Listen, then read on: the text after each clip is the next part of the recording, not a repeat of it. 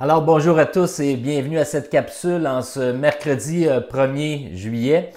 Alors quel beau montage, n'est-ce pas, que nous venons de voir. Quel beau pays, le Canada, dans lequel nous habitons, un pays privilégié, alors que nous avons de la diversité, mais surtout la liberté, une très très grande liberté dans ce pays. Alors, la semaine dernière, nous avons souligné la fête nationale, la fête de la Saint-Jean pour le Québec, tous les Québécois, les Québécoises. Et à l'occasion, j'étais habillé en bleu et aujourd'hui, je suis habillé en rouge pour souligner la fête du Canada. Et puis, cette fête est aussi appelée la fête de la Confédération.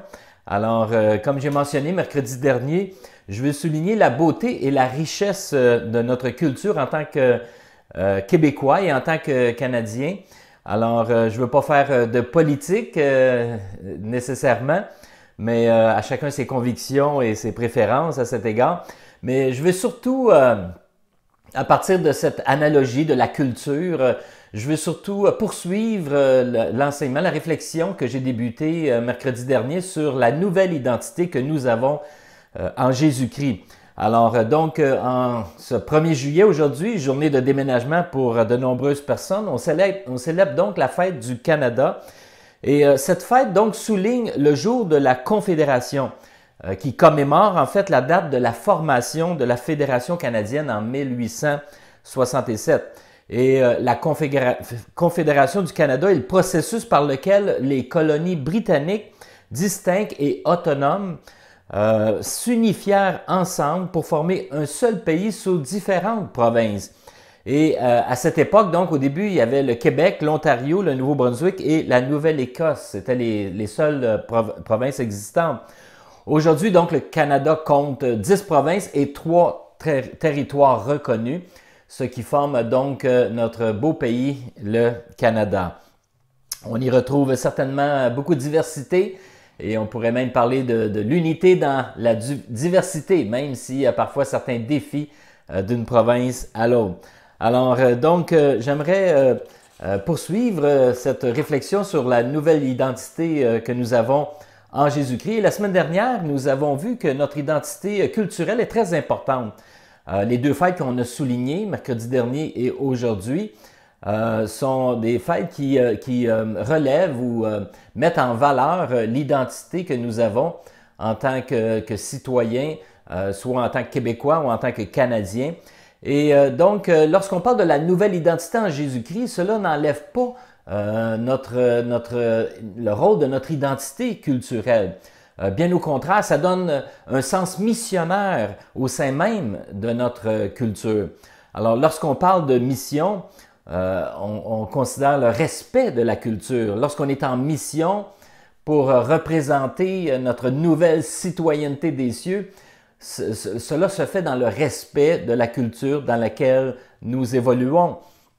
Et nous devons en tenir compte lorsqu'on pense à la nouvelle identité en Jésus-Christ et la mission que nous avons. Et on peut penser au texte dans 1 Corinthiens chapitre 9, lorsque l'apôtre Paul dit ceci: « Car bien que je sois libre à l'égard de tous, je me suis rendu le serviteur de tous, afin de gagner le plus grand nombre. Avec les Juifs, j'ai été comme Juif, afin de gagner les Juifs. Avec ceux qui sont sous la loi comme sous la loi, quoique je ne sois pas moi-même sous la loi, afin de gagner ceux qui sont sous la loi. Avec ceux qui sont sans loi comme sans loi, quoique je ne sois point sans la loi de Dieu, étant sous la loi de Christ, afin de gagner ceux qui sont sans loi. » Donc, on voit ici le sens missionnaire de l'apôtre Paul qui dit « Je me suis fait tout à tous », dans le sens que je suis demeuré incarné dans la culture dans laquelle je me trouvais, et par le fait même, je peux être un représentant du royaume des cieux, du royaume de Dieu, dans la culture dans laquelle je me trouve. Et on peut se rappeler aussi d'un épisode que j'aime bien dans le livre des Actes des Apôtres au chapitre 17, alors que l'apôtre Paul, dans son voyage missionnaire, arrive dans la ville d'Athènes. Et puis, donc, dans cette ville-là, Paul tient compte de leur croyance religieuse.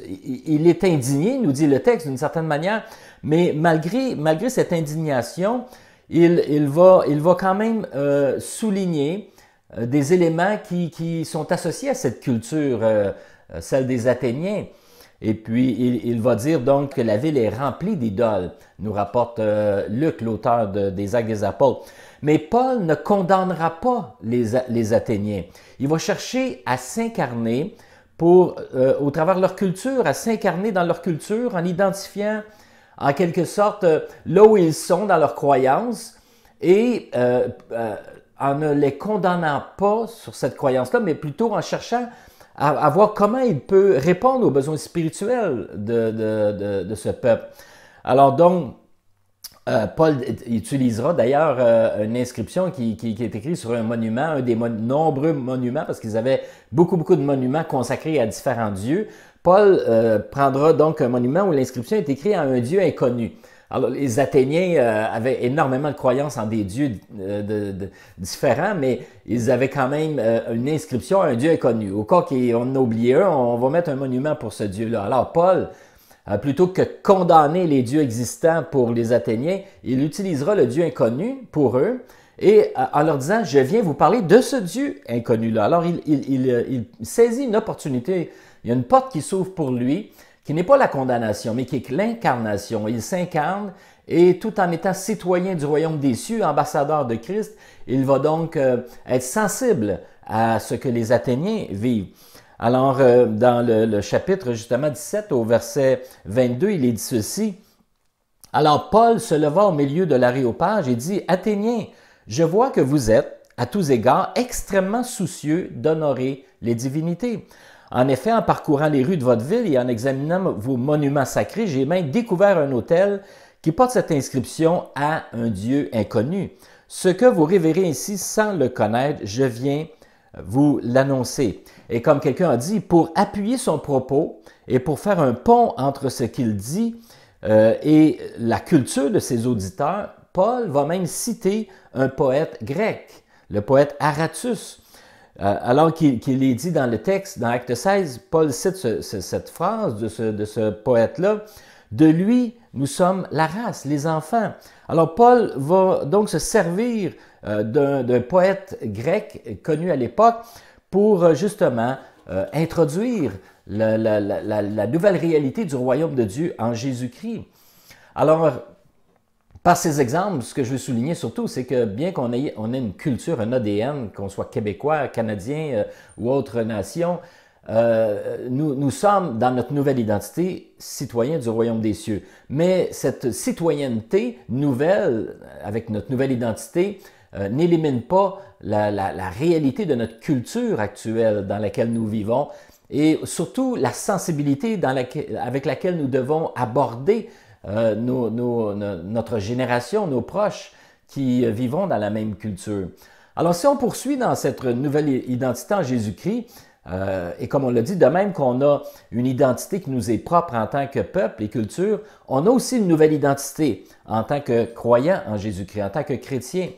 Et on a vu que dans cette nouvelle identité nous a été accordée par intervention divine. Alors, j'ai eu ce droit de citoyenneté par l'intervention de Dieu. Et on a vu les différents exemples. Et cette nouvelle citoyenneté s'obtient par la foi en Jésus-Christ et dans l'œuvre qu'il a accomplie pour nous faire entrer dans le royaume de son Père, dans la cité de Dieu. Et un texte clé, que je reviens avec le texte clé dans Philippiens chapitre 3, verset 20, où il est dit ceci. « Quant à nous, nous sommes citoyens des cieux. » Une autre version dira « Notre cité est dans les cieux. » De là, nous attendons ardemment la venue du Seigneur Jésus-Christ pour nous sauver. Cette semaine, j'aimerais attirer votre attention sur le mot « citoyen » ou « cité », dépendant des versions. Et le mot grec utilisé ici, c'est le mot « polythéma ». Et le mot « polythéma », de ce mot-là vient le mot « politique ». Politicien. Alors, le même mot est utilisé pour parler justement de cette citoyenneté. La cité en grec est polythéma. Et les mots qui, justement, dérivent de ce mot-là nous sont connus lorsqu'on parle de politique ou de politicien. Alors, dans le royaume de Dieu, être citoyen des cieux, c'est aussi être sous le gouvernement de Dieu. C'est aussi d'être sous le règne de Dieu, selon les règles et la culture du royaume de Dieu. Alors, on adopte donc de nouvelles règles de citoyenneté et même un nouveau langage qui est le langage de l'amour de Dieu, l'amour agapé, l'amour inconditionnel. Cette nouvelle identité nous conduit dans un nouveau pays, une nouvelle cité. Et dans ce pays, dans cette cité, nous avons des privilèges et nous avons aussi des responsabilités. Et j'aimerais brièvement aborder ces deux points, les privilèges et les responsabilités d'être citoyen des cieux. Certainement que, en tant que privilège, on peut certainement souligner le premier privilège, c'est d'être, oui, citoyen reconnu, d'être enfant de Dieu, citoyen des cieux. Et même si, pour le moment, je ne suis pas totalement entré pleinement dans ma patrie céleste, je suis tout de même citoyen de cette patrie. Alors que Dieu en est le Père. On a vu que le mot patrie aussi, il y a un dérivé du mot patrie qui est aussi Père, de la même racine. Et un texte dans 1 Jean 3,1 nous dit « Voyez quel amour le Père nous a témoigné pour que nous soyons appelés enfants de Dieu. » Certainement que le grand privilège d'un citoyen des cieux, c'est d'être enfant de Dieu, enfant d'un même Père, le Père des cieux. Et les bénédictions ou les privilèges de cette nouvelle identité sont multiples. On ne prendra pas le temps, évidemment, d'énumérer tous ces privilèges-là. Il s'agirait de lire simplement le premier chapitre du livre des Éphésiens pour voir les nombreuses bénédictions spirituelles qui découlent de notre nouvelle identité ou de notre nouvelle citoyenneté. Les bénédictions spirituelles, les nombreux privilèges que nous avons en tant qu'enfants de Dieu. Je vous invite en cette fête du Canada, oui, de rendre grâce à Dieu pour ce beau pays que nous avons et la liberté que nous avons, mais aussi de prendre conscience de cette nouvelle identité en Jésus-Christ et de rendre grâce à Dieu pour les nombreuses bénédictions qui en découlent. Je pense par exemple dans Colossiens au chapitre 1, versets 12 à 14, il est dit « Rendez grâce au Père qui vous a rendu capable d'avoir part à l'héritage des saints dans la lumière. Il nous a délivrés de la puissance des ténèbres et nous a transportés dans le royaume du Fils de son amour, en qui nous avons la rédemption et la rémission ou le pardon des péchés. » Alors, dans ce nouveau royaume dans lequel nous avons été transportés, c'est le royaume du Fils de son amour. On disait tantôt, la langue de ce pays, c'est l'amour. C'est une langue universelle que tous peuvent utiliser.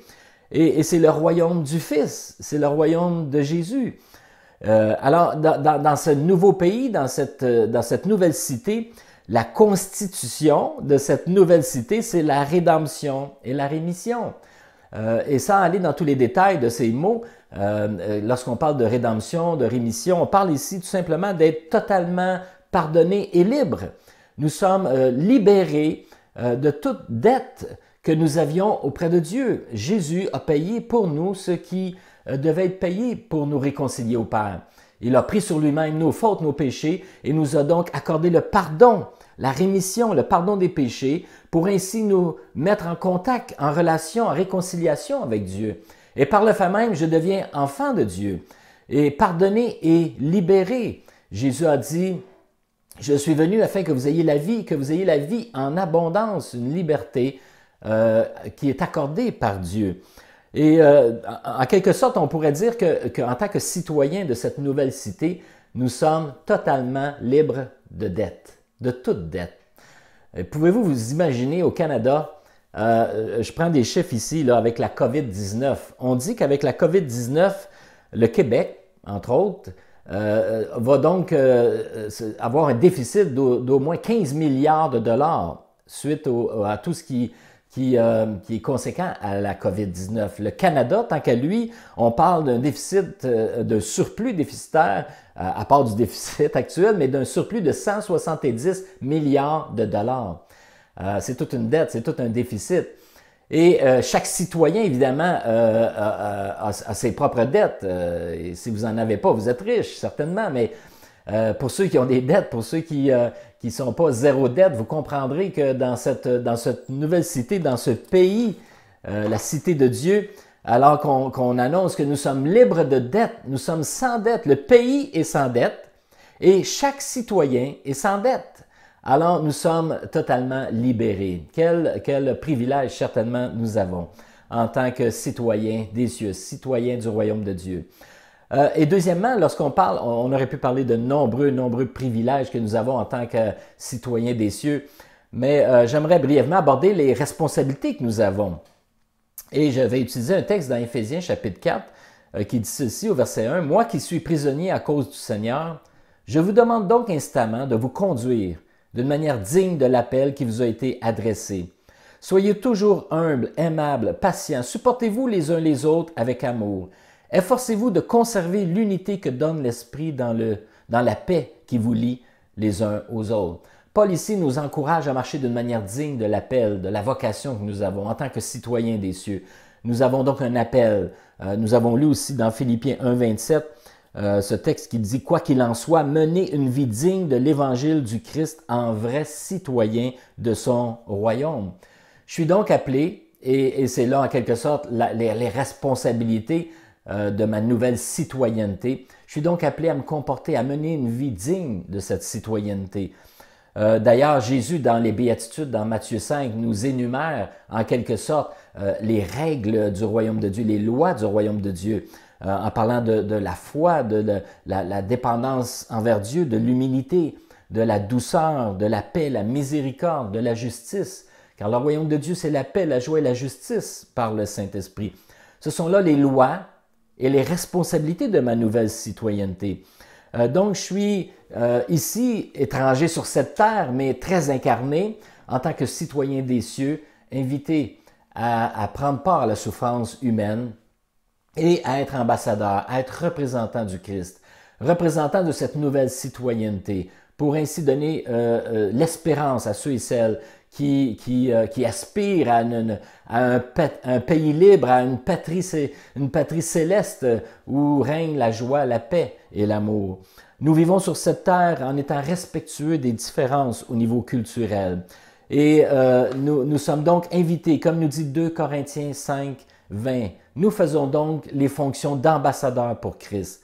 Comme si Dieu exhortait par nous, nous vous en supplions, au nom du Christ, soyez réconciliés avec Dieu.